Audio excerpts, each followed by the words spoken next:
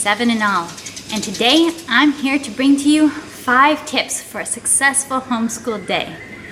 This is in collaboration with the Waldock Way and Rooted in Rest, who every single month this year are hosting a collaboration for a lot of different homeschool channels to participate in, and all share our different personal angles and views on the same topic. So I'm really excited about this one because I think this is what everybody dreams of, right? The successful homeschool day. Elusive, but perhaps not impossible. All right, so my tip number 1 for a successful homeschool day is to get enough sleep the night before. And I'm not talking about your kids here. I think a lot of parents are typically very motivated to get their kids to bed on time and follow bedtimes very well for their children. But maybe sometimes we don't respect our own bedtimes enough, and we aren't actually self-controlled enough to put ourselves to bed on time at a time that we need to get enough sleep for the next day. And this is just a fact of life. You are a better homeschool parent when you've had enough sleep. You are the kind parent, the wise parent, the patient parent, the creative parent that you want to be. So much easier when you've actually slept enough. And as moms, as parents, we may not get to control when we wake up in the middle of the night because we might have babies who are teething or are hungry or have a nightmare or hear thunderstorms or any myriad of issues. We may have to get up in the night, and we may have to wake up earlier than we might want to because we have children who are early birds. So we can't maybe control those factors, but actually we are grown-ups and we can control one thing. We can control when we go to bed. So putting yourself to bed at a time that you know you'll be able to have enough sleep and wake up the next morning and have the energy that you need for the next day, to me, that's my number 1 tip for a successful homeschool day, is to make sure you, mom, get enough sleep. I'm a totally different person when I have rested enough. And sometimes in my current season of life, that has meant going to bed at 7:30. As soon as my baby is asleep, I fall right into bed with him and sleep until he wakes up the next morning. There have been times like that. Of course, it's fun to stay up. You feel like, oh, I'm finally a grown-up. I can stay up late if I want to. Well, you can, but you shouldn't make your kids pay the price of you not getting enough sleep. So that's, to me, number 1, get enough sleep. Your day will be better. Tip number 2 is to develop a daily rhythm. You don't need to have a super specific schedule of at 9 o'clock we do this, and at 10 o'clock we do this, and 11:30 we do this. You don't really need to have an exactly clock-based time schedule. I think a rhythm tends to work a lot better, but the value of a rhythm is in habit forming and habit building, because if throughout the day you are spending so much time thinking, oh man, what should I do next? Or you're asking your kids, hey, what class do you want to do next? And you've got 5 different kids with 5 different answers, and it's a stress point there. Not having a rhythm can really add a lot of stress to the day, whereas if you have a rhythm, there's a lot that you can kind of do on autopilot, which maybe that sounds bad. You don't really exactly want to live on autopilot, but habits and a certain element of autopilot can save so much mental energy, so much stress. Kids often do better when they have a routine, when they know what to expect next. We start with this, we go to this next, then we have snack time to look forward to, then we do our next subject, then we're all cleaning up the house together, then we have lunch. Whatever that rhythm looks like, whatever it fits with your family, then you just do it. So like for me, one of the first things I do every single morning is I start the laundry. I don't have to think, what should I do today? I just start the laundry. I have no dryer. I have to hang up clothes to dry. They have to dry. They dry much better during the daytime than they do at night. So I try to get laundry started so that I can get the clothes hanging up to dry during the daytime early in the day. It makes sense for me. I have it automatic. I don't need to worry about, oh, what am I going to do today? I have my rhythms. So homeschool rhythm will really help you to be successful. Tip number 3 is try to avoid multitasking while homeschooling. This is really going to help your homeschool time to be much more satisfying and much more successful. And I know it's tempting because as parents, sometimes it feels like the to-do list is simply never done. But it's not worth it. When you're homeschooling, it's a really, really big deal. You need to take your children's education seriously, and you don't want it to be miserable or stressful for them or for you. You want to enjoy it. And let's be honest, how much are we really enjoying things when we're multitasking? When we're multitasking, we're typically just trying to do too much at the same time so that we can have time to do something fun later.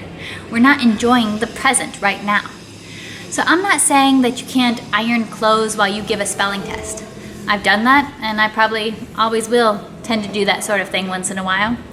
But for the most part, during your homeschool hours, just keep those sacred. Keep them precious in a sense. That's where your daily rhythms come in. I make sure I start my laundry in the morning so that I'm not starting laundry after school started because, oh, I forgot to start the laundry. You have a lot more chance of success. You have a lot more chance of enjoying the day when it's like, this is my homeschool time. I don't need to think about lunch right now. I don't need to think about dinner. I don't need to think about, oh, my work from home job and all of that. That's not coming into this time. This is our time together to learn, to grow, to tackle these things, and we do it, and we're gonna do it well. So that's where I am. I know the temptation of multitasking, but you will enjoy your homeschool, and your kids will enjoy it better if you don't multitask. I think our kids can really sense when we are paying our full attention to the task at hand, and they kind of feed off of that and respond to that. So try to avoid multitasking during this time. Number 4, my suggestion for a successful homeschool day is to try to do one fun thing basically every day. Just have a general habit of, we're gonna do one bit of wow, fun type of activity. And this is gonna look different depending on your stage of life, your age of kids, you and your kids' preference and ideas of what is fun. But let me explain the reasoning behind this. I think a lot of parents, of course, you want to do fun stuff. You want to do the actual science experiments instead of just reading about them. You want to watch videos. You want to get out the Play-Doh or do a messy craft or go on a field trip. And I think sometimes we get into that mood of, hey, we haven't done anything fun in so long. And so we plan like 7 fun activities in one day, and it's so messy and so time consuming, and then we get really burned out on it, and then we go like a month without doing any of those kind of activities, just back to bare basics because that was all stressful to plan all of that. When if we more just kind of gradually introduce little bits of fun, it would influence the general culture of our homeschool.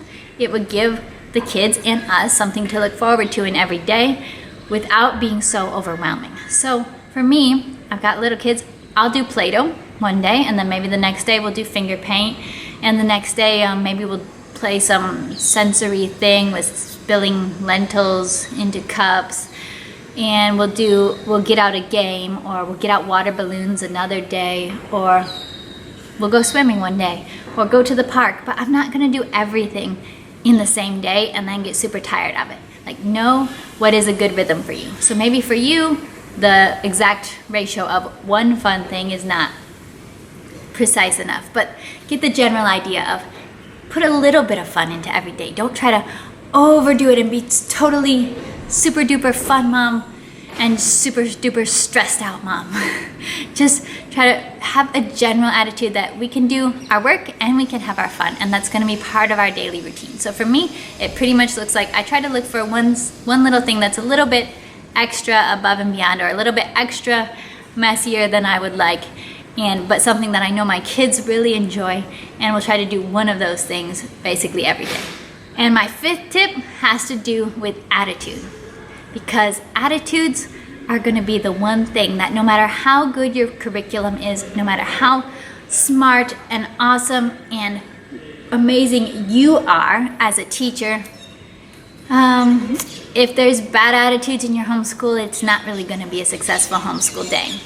And this is often just a family culture thing that you need to build over time. If you are dealing with negative attitudes, whiny attitudes, complaining attitudes, or attitudes of constant fighting and bickering and competition, that can be really, really draining. And if you are having attitude issues like that, I would suggest really just work on it and start to put into place that, hey, in our family, we don't do this kind of thing. This is not acceptable. We're not gonna have this low-level bickering going on throughout our whole day.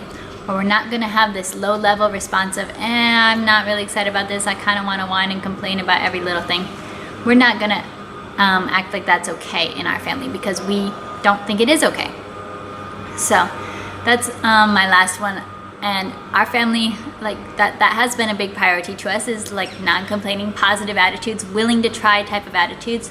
When we first moved overseas to the tropics 16 years ago, something kind of weird I thought my mom did at the time was said, no one is gonna complain about how hot it is. So it's gonna be hot. We're all gonna know that it's hot, the weather.